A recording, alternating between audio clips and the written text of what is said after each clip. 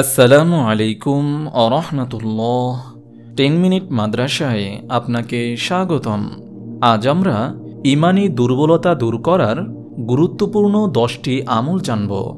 বহু মুসলমান ভাইয়ের অবস্থা এমন যে আমল ও ইবাদতের প্রতি কোনো আগ্রহ নেই। নামাজ পড়তে ইচ্ছা করে না, ইচ্ছা থাকলেও সুযোগ হয় না, অথবা নিয়মিত ইবাদত করা সম্ভব হয় না। এসব কিছু ইমানি দুর্বলতার পরিচায়ক।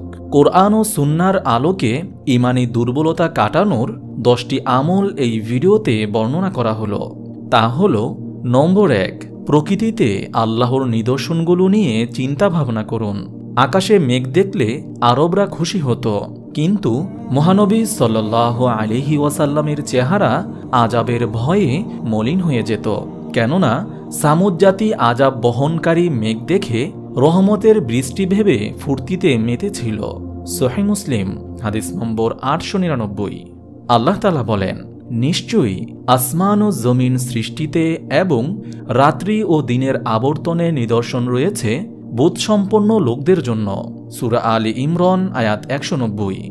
নম্বর 2, ইসলামের সৌন্দর্য সম্পর্কে জানুন, কেননা ইসলামের সৌন্দর্য ও বৈশিষ্ট্য যুগে যুগে মানুষকে মুগ্ধ করেছে এবং ঈমানের প্রতি ধাপিত করেছে। পবিত্র কোরআনে এসেছে, আল্লাহ তাআলা তোমাদের অন্তরে ঈমানের প্রতি ভালোবাসা সৃষ্টি করে দিয়েছেন এবং তা হৃদয়গ্রাহী করে দিয়েছেন। পক্ষান্তরে কুফুর, পাপাচার ও নাফরমানির প্রতি ঘৃণা সৃষ্টি করে দিয়েছেন। এরাই সৎপথ অবলম্বনকারী। সূরা হুজরাত আয়াত 7। নম্বর 3, সবকিছুর চেয়ে আল্লাহ ও তার রাসূলকে প্রাধান্য দিন।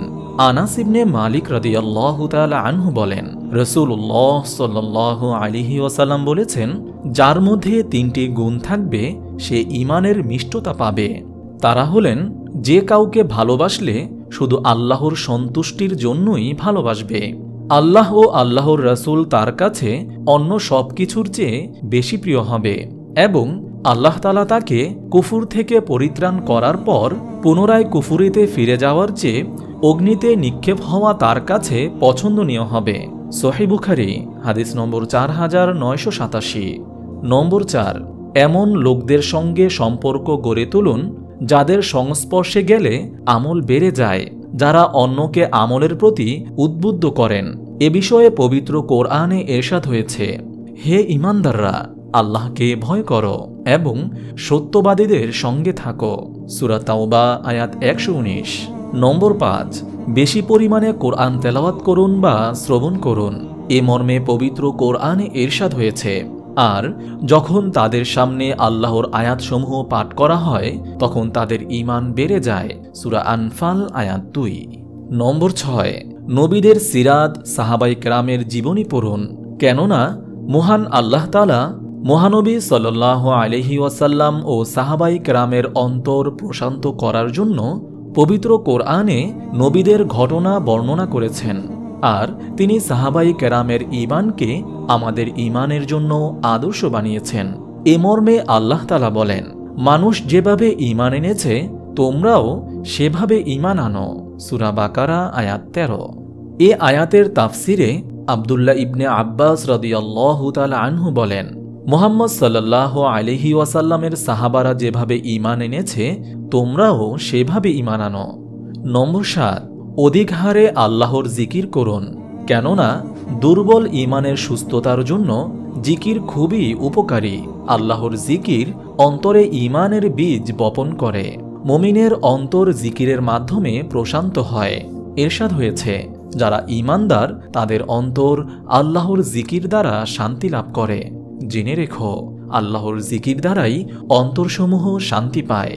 সূরা রাদ আয়াত 28। নম্বর 8, আখিরাতের তুলনায় দুনিয়ার সামান্যতার কথা চিন্তা করুন, এর দ্বারা ঈমান বৃদ্ধি পাবে। নম্বর 9, আল ওয়ালা ওয়াল বারা ঠিক রাখুন, অর্থাৎ বন্ধুত্ব ও শত্রুতা উভয়টি আল্লাহর জন্য। সুতরাং মুমিনদের সঙ্গে সম্পর্ক ও বন্ধুত্ব রাখুন, আর অবিশ্বাসীদের সঙ্গে সম্পর্ক ছেদ করুন, কেননা দিনের শত্রুদের সঙ্গে সম্পর্ক রাখলে ঈমান দুর্বল হয়ে পড়ে। আল্লাহ তাআলা বলেন, নিঃসন্দেহে তোমাদের বন্ধু তো আল্লাহ এবং তার রাসূল এবং ঈমানদাররা, যারা নামাজ কায়েম করে, যাকাত আদায় করে এবং তারা বিনম্র। সূরা মাইদা আয়াত 55। রাসূল সাল্লাল্লাহু আলাইহি ওয়াসাল্লাম ইরশাদ করেছেন, যে আল্লাহর জন্য ভালোবাসে, আল্লাহর জন্য ঘৃণা করে, আল্লাহর জন্য প্রদান করে এবং আল্লাহর জন্য প্রদান থেকে বিরত থাকে, সে ঈমান পরিপূর্ণ করেছে। আবু দাউদ হাদিস নম্বর 4681। নম্বর 10, ঈমানে দুর্বলতার চিকিৎসায় বিনয় ও লজ্জাশীলতা গুরুত্বপূর্ণ ভূমিকা রাখে, কারণ এটি আল্লাহভীতির সূচক। লজ্জা ঈমানের অঙ্গ। আবু মাসউদ বদরি রাদিয়াল্লাহু তাআলা আনহু থেকে বর্ণিত, তিনি বলেন, রাসূল সাল্লাল্লাহু আলাইহি ওয়াসাল্লাম বলেছেন, নিশ্চয়ই মানুষ আগের নবীদের বাণী থেকে এ কথা জেনেছে যে যখন তোমার লজ্জা নেই তখন তুমি যা ইচ্ছা তাই করো।